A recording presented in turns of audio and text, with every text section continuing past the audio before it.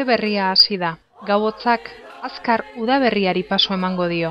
Ama lurra esnatzeko garaia da. Ereiteko garaia hurbiltzen ari da.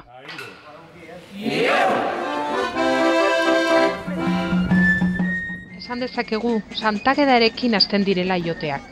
Orain batzuk, geroxiago besteak, kintoak eta mozorratuak izaten dira beti puska bila ateratzen direnak.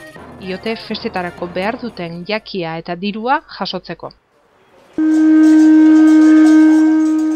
Iotea da edo gutxienez izan da izakiaren festarik nagusiena. Hainbat sentimen pizten zaizkigu, barrea eta beldurra.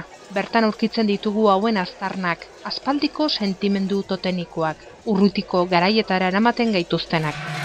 Iotetako simboloak erretzeak agur nostalgikoa irudika dezakete, atzean zerbait gelditzen dela adierazteko. Karo Barojaren iritziz, gure iotea, nahi ala ez nahi, kristautasunaren seme alaba da.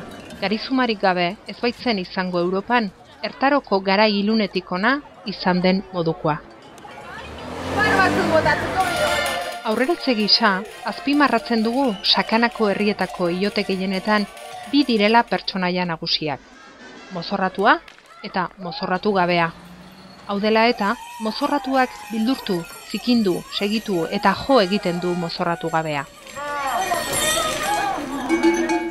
Herri hauetako gazte eta ezein gazteen alegina eta kemenari esker, mantendu eta berreskuratu dira hain ahaztuak eta beharrezkoak diren neguko festa hauek.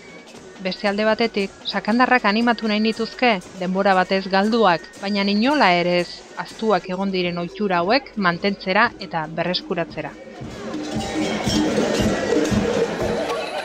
Aipamen berezia merezi dute Iriberri, Arruazu, Lizarraga eta Ziordiako herritarrek, neguko festa hauek berreskuratzeko jarri duten gogo eta ahaleginarengatik.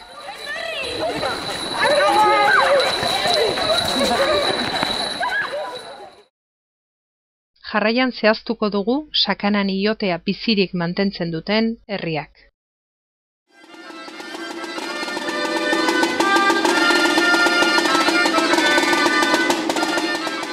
Herriko zaharrek diotenez, ez dute personaia berezirik ezagutu, ez da ospakizunik ere.